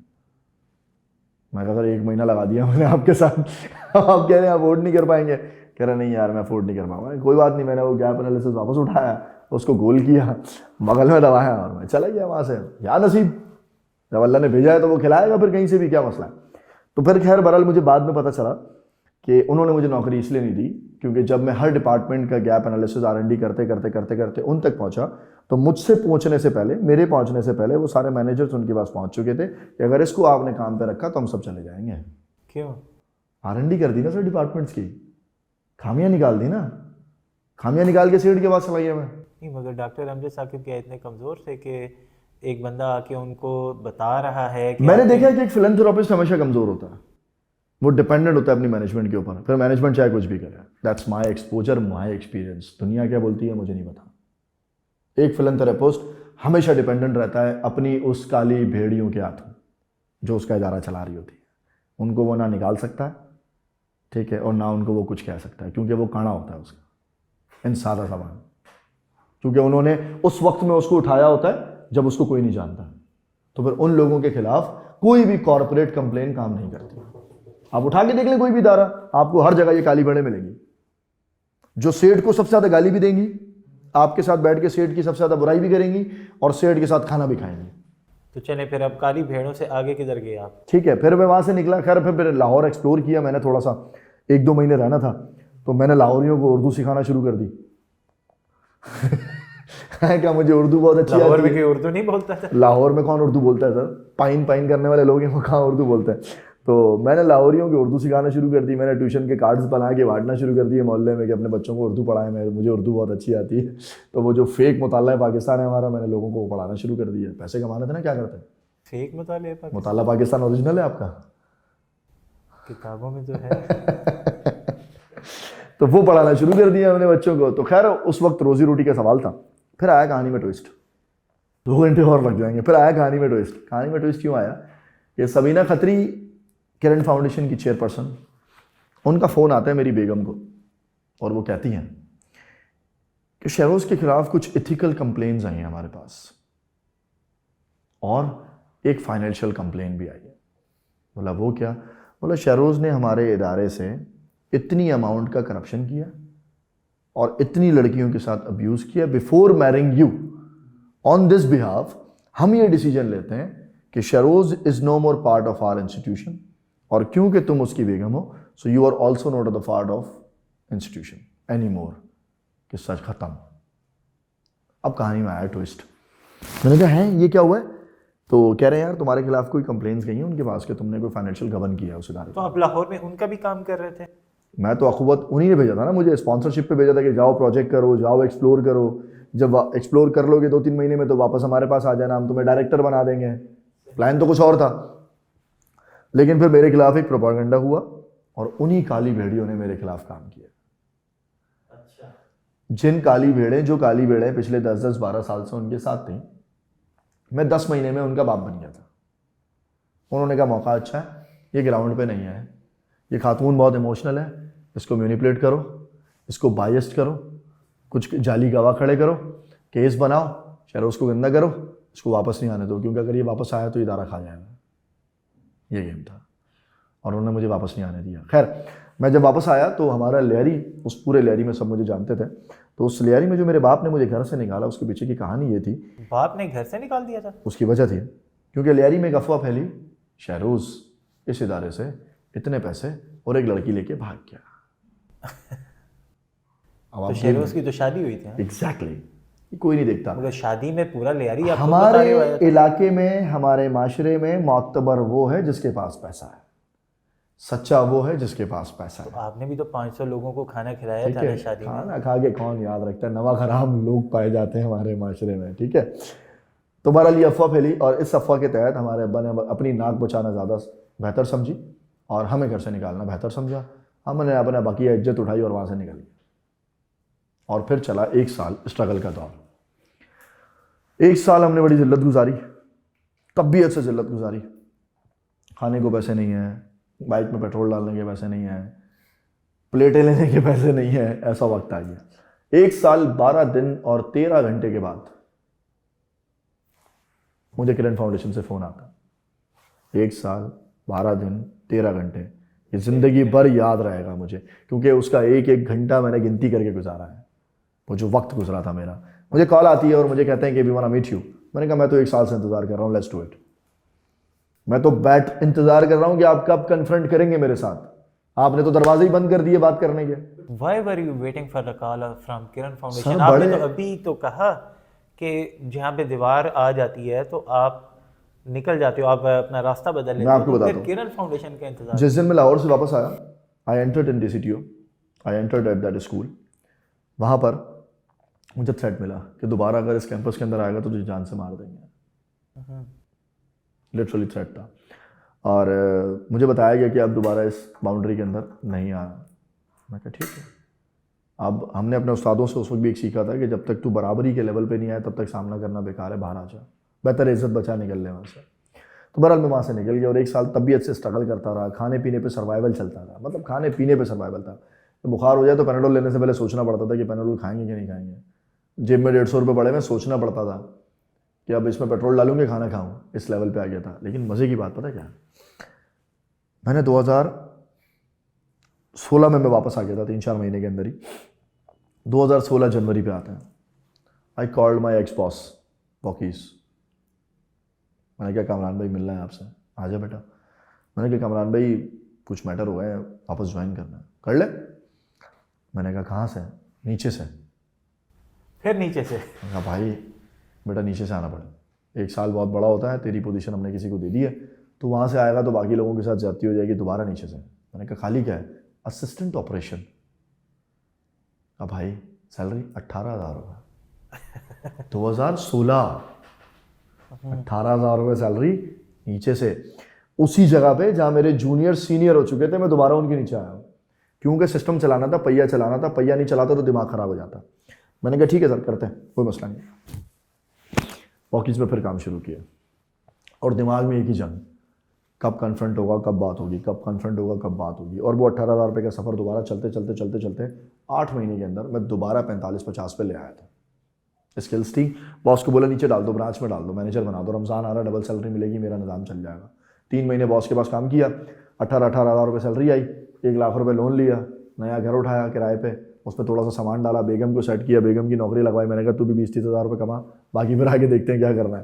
तो निज़ाम को चलाना शुरू कर दिया और वो निज़ाम चलाते चलाते भाई ऐसा हुआ कि 8-10 महीने के अंदर मैं वहाँ पर दोबारा HR की पोजीशन पे आ गया। वॉकीज़ पे जगह बना ली थी मैंने, थोड़ा ऐसे ऐसे करके जगह बन गई मेरी। और फिर दे कॉल्ड मी और उन्होंने हमसे कहा कि I want to discuss with you something. मैंने कहा लेट्स डू इट। हम दोबारा बैठे उनके साथ, पूरा बोर्ड बैठा और बोर्ड पे उन्होंने कहा कि हमसे गलती हो गई। मैं कहा ओके, फिर क्या करें? We are really sorry for that. हमने री ऑडिट्स कराए, हमें पता चला कि तुमने कुछ नहीं किया। तो मैंने कहा किसने किया? बोला वो तुम्हारा मसला नहीं है। मैंने कहा मैं बताऊँ किसने किया? आई was a signatory with you right, मैं बताता हूँ किसने किया। पर वो सुनने में इंटरेस्टेड नहीं थे क्योंकि जिसने किया था वो बहुत पावरफुल था इन ऑर्गेनाइजेशन। यस, उस पर हाथ कोई नहीं डाल सकता था। तो ठीक है कोई मसला नहीं है, क्या करना है? आप जानते होंगे doctor Ghaffar Billu, one of the legendary doctor, वो सामने बैठे रहते हैं। अब आप क्रेडेंशियल्स फिर चेक करें मैं किन लोगों के साथ बैठा हुआ, ठीक है। कहते हैं लड़के नौकरी करोगे? मैंने कहा कसम से करूँगा। बोला चलो एक बार फिर नौकरी देते हैं तुम्हें। फिर they gave me a job in special school. मैंने एक कंडीशन रखी, मैंने कहा हम दोनों साथ काम करेंगे, बेगम भी साथ काम करेगी, एक साथ जाएंगे एक साथ आएंगे, हमारा एक्सपेंसेस मिनिमाइज हो जाएंगे। बोला ठीक है दोनों काम करो। तो 35 हज़ार रुपये सिक्का राइजुल वक्त उन्होंने हम दोनों को नौकरी दी और 70,000 रुपये के अंदर हमने 2016 के अक्टूबर में दोबारा अपनी ज़िंदगी का सफ़र शुरू किया। और वो सफ़र शुरू हुआ स्पेशल स्कूल से और यहाँ से आपकी एक नई शुरुआत हुई। यहाँ से फिर बदले की आग में एक नई शुरुआत शुरू हुई कि अब बराबरी पे आना है, अब बड़ा होना है, अब ये ज़िंदगी नहीं जी सकता। किसकी बराबरी पे आना है? जिन लोगों ने मेरी ज़िंदगी का वो 1 साल मुझसे छीना, जिस 1 साल ने मुझे 10 साल पीछे कर दिया, जिसकी वजह से मैं अपने वालिदैन से कभी दोबारा पैचअप नहीं कर पाया, जिसकी वजह से मैं अपने घर दोबारा नहीं जा सका, क्योंकि उन्होंने आपके खिलाफ बातें की, कैंपेन पहले मेरी खुद शादी कराई, ऑफ़र दी, मैंने एक्सेप्ट की, शादी हुई, लग्जरी दी, बाहर भेजा, मेरे खिलाफ प्रोपेगेंडा किया और मेरी इमेज के सत्यानाश कर। तो जिन्होंने बज़ाहिर अच्छा किया आपके साथ वो अच्छे नहीं निकले। फिर मुझे समझ में आया, ये बात मुझे अब समझ में आई है, बहुत ही रिसेंट समझ में आई है कि कई इदारों के जो मोतबर पोजीशंस होती हैं वहाँ पर लो IQ का आदमी क्यों होता है? क्यों होता है? क्योंकि वो कंट्रोल्ड होता है। तो वो इतने बड़े इदारे में आ कैसे जाता है? कंट्रोल्ड होता है। दे नीड अ पोजीशन जिसको कंट्रोल कर सके। They don't want a people like me जो अपना वजन रखते हो। तो क्या हम इसे कह सकते हैं कि आप इस चीज़ में पॉजिटिव नहीं नेगेटिव सोच रहे हैं? आप कहें, आपका शो, आपकी टेबल, आप जो दिल में आता है कहें, कोई मसला नहीं। मेरा अपना एक्सपोजर, मेरा अपना ओपिनियन, मैं किसी किताब से कोई बात नहीं कर रहा, मैं अपनी ज़िंदगी से बात कर रहा हूँ। जो मेरे साथ गुजरी है मैं आप बीती बयान कर रहा हूँ, मैं किसी किताब से पढ़ के नहीं आया हूँ, मैं किसी लिखारी को चैलेंज नहीं कर रहा हूँ, तो मैं आप बीती बताता हूँ। तो आज तक अपने पेरेंट्स से नहीं मिले आप? नहीं, बाबा से पैचअप हुआ 2019 में, 2021 में वो चले गए, अल्लाह को प्यारे हो गए। फिर उनकी कब्र पे जाके रोता रहा, वीडियोस बनाता रहा, शायरी करता रहा कि कभी मुझे माफ़ करेंगे। तो बस फिर एक दिन ख्वाब आया कि वो मुस्कुरा रहे हैं, तो मुझे ऐसा लगा कि उन्होंने मुझे माफ़ कर दिया, तो ज़िंदगी में थोड़ा सा सुकून आया और फिर हम बस अपनी ज़िंदगी में लग गए। फिर मेरी अपनी बेटी हो गई 2019 में, फिर उसकी अपब्रिंगिंग, उसके मामलात को देखते रहे। फिर 2021 के एंड में मेरे फादर का इंतकाल हुआ। My wife was the 7th month pregnant that, उसके 3 महीने बाद दूसरी हो गई, मेरी ज़िंदगी और मसरूफ़ हो गई। तो बस फिर दोनों बेटियों को संभालना था, कारोबार को संभालना था, धंधा करना था, पैसे कमाने थे, बड़ा होना था, तो उस रेस में लग गया। तो वालदा के साथ ताल्लुकात? वालदा के साथ ताल्लुकात हाय हेलो सलाम दुआ, दैट्स इट, इससे ज़्यादा कुछ भी नहीं। क्योंकि अब मैं लियारी जाने से थोड़ा सा कतराता हूँ, to be very honest. 2-3 reason है। लॉजिकल रीज़न अगर मैं आपको दूं तो अब मुझे वहाँ सफोकेशन होती है, बिकॉज मेरा एक्सपोजर बहुत ज़्यादा हो गया। मैं पहाड़ों पे बहुत रहा हूँ, मैं खुली वादियों में बहुत रहा हूँ, गिलगित स्कर्दू जैसी जगहों पे रहकर आया हूँ मैं। तो मैं अब उन जगहों पे ना मुझे क्लस्ट्रोफोबिक फील होता है, क्योंकि वो बिल्डिंगें यूँ आपके सर पे आती हैं, इतनी सी गली है, स्टेबल जितनी गली है उसमें से आपने गुजरना है, तो वो क्लस्ट्रोफोबिक होता है। पहला लॉजिकल रीज़न तो यही है। दूसरा रीज़न है एविल आई, वहाँ लोग किसी को देख नहीं सकता है, तो मैं कतराता हूँ भाई, बीमार नहीं हो सकता, अब काम बहुत है, लियारी नहीं जाना चाहते? तो कोशिश करते हैं दूर रहें, सीधी सी बात है। अच्छा, तो ये जो आपने बताया आपसे करदों में रहे और मुख्तलिफ जगहों पे रहे, इस सफ़र का थोड़ा सा बताओ ना। अच्छा, इसमें से बताता हूँ कि सर देखिए, कंपनी बनी, फास्ट फॉरवर्ड कंपनी स्टार्ट हुई, 2 साल लगे उसमें। स्कूल में मैंने काम सीखा, स्पेशल बच्चों को समझा, उनके बारे में नज़म लिखी, मेरी अपनी एक दुनिया है, तुम सबसे अच्छा हूँ मैं। तो वो निज़ाम चलता रहा, मैं लिखता रहा, सीखता रहा, समझता रहा। और उस दौरान 2018 की बात बता रहा हूँ मैं आपको, 2018 में वो सो अलोन, मेरे पास कोई दोस्त नहीं थे, बेगम थी, प्रेग्नेंट हो चुकी थी, वो जल्दी सो जाती थी। हमारा घर एक कराची के एक ऐसे इलाके में था जो अभी तक जंगल था, सोराबकोट के पास। तो मेरे पास ना मी टाइम बहुत आया, तो उस मी टाइम के अंदर मैं दीन से बहुत करीब हुआ। जब मैं दीन से करीब हुआ तो मैंने सीरत पढ़ना शुरू की, मैंने कससुल अंबिया पढ़ना शुरू किया, मैंने वली औलिया पढ़ना शुरू किए, तो मुझे मज़ा आने लगा और मुझे समझ में आया कि सिस्टम कैसे काम करता है। ठीक है ना, जब वो सिस्टम मुझे समझ में आने लगा तो मैं फिर उससे सवाल करने लगा कि अब जब तूने इतना रगड़ा दे ही दिया है, अब जब तूने इतना कुछ सिखा ही दिया है, ठीक है, अब जब तूने यहाँ बिठा ही दिया है, तो अब बता दे करना क्या है, मेरी तो नहीं समझ में आ रहा। तो बस फिर उसने एक दिन जहन में आइडिया डाला कि तूने ये सामान बनाना है और तूने बेचना है, और पाकिस्तान में आने वाले वक्त में सामान की बहुत ज़रूरत पड़ने वाली है। उसे दिमाग में लग गया और लग गए इसके पीछे, लहसन खा के, हाथ धो के, नहा धो के लग गए इसके पीछे कि अब यही करना है, कुछ और आता नहीं। क्या है ये सामान? सर बेसिकली मैं जो बनाता हूँ वो सपोर्टिव इक्विपमेंट्स कह लो फॉर स्पेशल नीड्स के, यानी जो बच्चा सीधा वॉक नहीं कर सकता तो उसके लिए हम इक्विपमेंट बनाते हैं ताकि वो सीधा वॉक कर सके। जो बच्चा खड़ा नहीं हो सकता तो उसके लिए एक किस्म की चेयर बनाई जाती है कि वो खड़ा हो सके। अच्छा, कुछ बच्चे होते हैं जो नॉर्मल एम्बियंस में नहीं रह सकते तो उसके लिए हम एक कामिंग इन्वायरमेंट बनाते हैं। कुछ बच्चों के फोकस पे काम करना होता है तो उनके लिए फ्लोरोसेंट आर्ट वर्क के थ्रू नॉइस प्रूफ इन्वायरमेंट बनाते हैं। कुछ बच्चे होते हैं जो आप यूँ समझें कि इसका अगर मैं सिंपल कॉन्सेप्ट आपको समझाना चाहूँ, व्हाट इज़ वैक्सीनेशन। वैक्सीनेशन क्या होती है? जिस बीमारी से आपको बचाना होता है उसी बीमारी को आपके अंदर डाला जाता है, दैट्स कॉल्ड वैक्सीनेशन। तो हम क्या करते हैं, थेरेपी इक्विपमेंट्स के अंदर मिसाल के तौर पर एक बच्चा क्लस्ट्रोफोबिक है तो उसके लिए एक छोटा कमरा बनाया जाता है, पहले उस बीमारी को निकाला जाता है, फिर उसके साथ काम किया जाता है। ठीक है, तो वैक्सीनेशन का प्रोसेस ये है, थेरेपी इक्विपमेंट्स कि आपने ऑक्यूपेशनल थेरेपी रूम बनाया, उसके अंदर डिफरेंट एरियाज आते हैं, हमारे पास वेस्टिब्यूल आता है, ग्रॉस मोटर आता है, फाइन मोटर आता है, कॉग्निशन आता है। तो फिर बच्चों की हमने डिफरेंट स्टडीज़ को किया कि यार कॉग्निशन किस लेवल पे डेवलप होती है, माइलस्टोन क्या होता है। अच्छा, ये सारी चीज़ों को सिखाने में अल्लाह ताला ने मुझे एक और साथ दिया। जब मेरी बेटी पैदा हो रही थी, from the day 1 till the delivery, हमने एक एप्लीकेशन डाउनलोड की और हम पढ़ते थे कि इस हफ्ते मेरी बेटी की मूवमेंट ये होगी, इस हफ्ते उसका साइज़ ये होगा, इस हफ्ते वो इतनी बड़ी हो जाएगी, इस हफ्ते वो यहाँ किक करेगी। तो हमने उसकी ना स्टडी की। तो मैंने, आप यूँ समझे कि मैंने खुद को पैदा होते हुए देखा है कि मैं पैदा कैसे हुआ था। मैंने वो जर्नी को एक्सप्लोर किया अपनी बेगम के साथ कि ये कैसे हो रहा है। फिर वो जब बेटी आई तो उसका डे 1 से माइलस्टोन की जिम्मेदारी मेरी कि बच्चों के अर्ली माइलस्टोन्स क्या होते हैं, बच्चों के साथ क्या मामला आते हैं, दूध पिला के डकार दिलानी है कि नहीं दिलानी है, ये सारे काम मैं खुद करता था। तो वहाँ से ना बच्चों के साथ एक कुर्बत जुड़ना शुरू हुई। फिर ये स्पेशल बच्चे आए मेरी ज़िंदगी में, इनके साथ एक केमिस्ट्री बनी और फिर वो काम बढ़ता रहा। पैसों की ज़रूरत तो थी, पैसा आना शुरू हुआ, मज़ा आना शुरू हुआ, काम बढ़ता चला गया, काम होता चला गया। आपका क्लेम ये है कि ये जो सर्विसेज है पाकिस्तान में कोई दूसरा बंदा नहीं दे रहा? अब तक कस्टमाइज सर्विसेज कोई और नहीं दे सकता। Nobody can design it without even holding a degree. Why? Nobody is it. Why पे तो जंग है। नहीं, मतलब इसमें इतना मुश्किल क्या है कि कोई दूसरा बंदा नहीं कर? देखिए सर, मैं आपको बताता हूँ, इस वक्त मेरे पास फैक्ट्री में 6 डिपार्टमेंट हैं। लकड़ी, लोया, cushion, fibre, electric, polish, colour. ये सारे डिपार्टमेंट एक जगह चलाना आसान नहीं है, ठीक है, और वो भी लेबर के थ्रू। हमारे यहाँ लोग क्या करते हैं, यार मैं तो फर्नीचर बनाता हूँ, मैं तो ये बनाता ही नहीं हूँ। हर बंदा एक ही काम करता है। एक्रेलिक वाले के पास जाओ, एक्रेलिक उठाओ, लकड़ी वाले के पास जाओ, लकड़ी उठाओ, रबड़ वाले के पास जाओ, रबड़। आपको कोई ऐसी जगह नहीं मिलेगी जहां ये सब बैठ के एक चीज बना रहे हो। That's a task. आपने सबको इकट्ठा कर मैंने दिया, सबको that's why इकट्ठा you are किया unique। एक जगह पर। भाई लकड़ी वाले बना के दे, भाई कुशन वाले फॉर्म लगा, भाई लाइट वाले लाइट लगा, भाई पैकिंग वाले पैकिंग कर।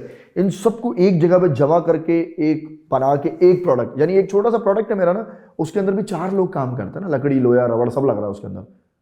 आप जरा निकले ना मार्केट में बनाने के लिए, लकड़ी की अलग मार्केट में ख्वारी काटें, इलेक्ट्रिक की मार्केट में ख्वारी काटें, फिर उसको बगल में दबाएं, बाइक पे बैठें, फिर इलेक्ट्रिक मार्केट जाएं, नॉट पॉसिबल।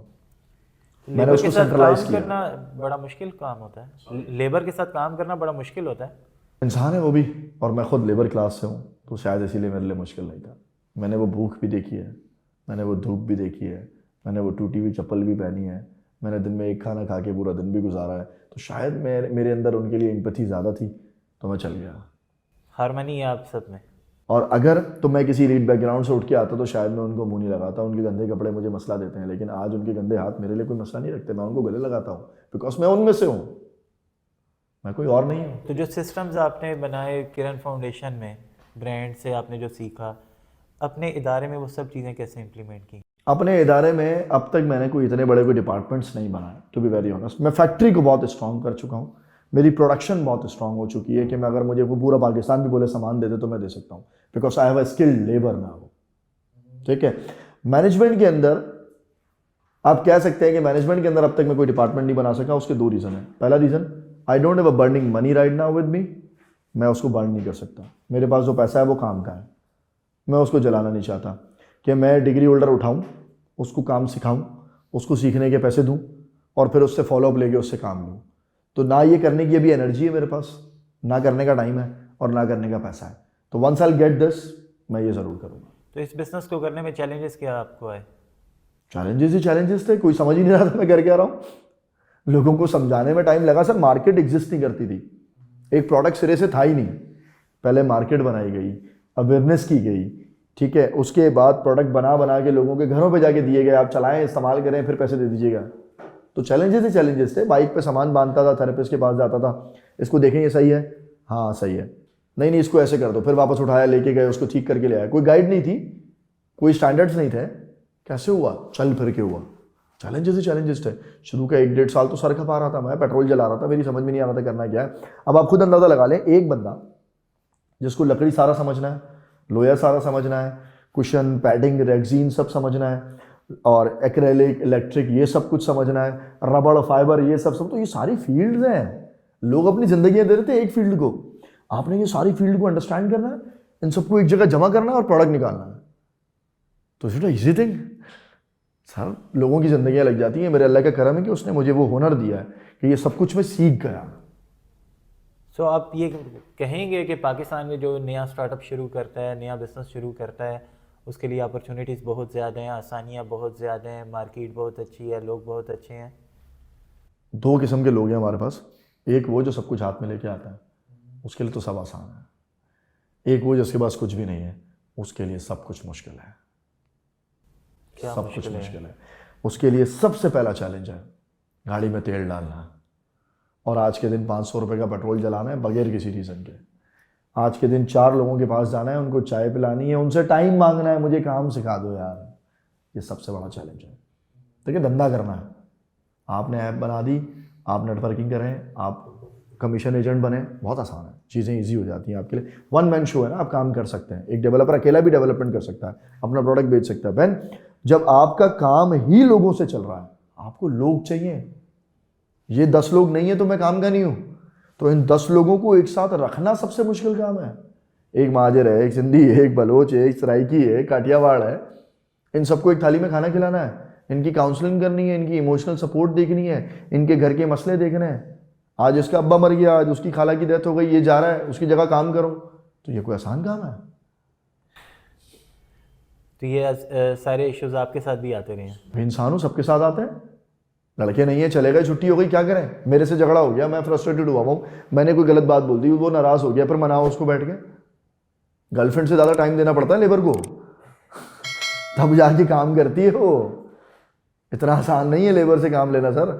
ये तो मैं उनमें से हूँ, तो मैं साइकी समझता हूँ। नया आदमी कैसे करेगा?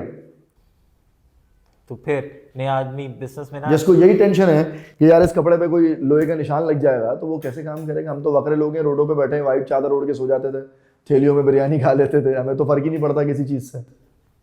तो आप नए आदमी को ऐसा समझ रहे हो कि वो इतने सख्त माहौल का आदी नहीं सर हो? नया आदमी करे ना, स्टार्टअप ले, इंक्यूबेशन में जाए, वहाँ से सीड राउंड रेस करे, फिर राउंड 1 में जाए, वहाँ से इन्वेस्टमेंट ले, अच्छी वाइट कॉलर फैक्ट्री बनाए, अच्छी लेबर ले, साफ कपड़े पहने, पैसा जलाए ना।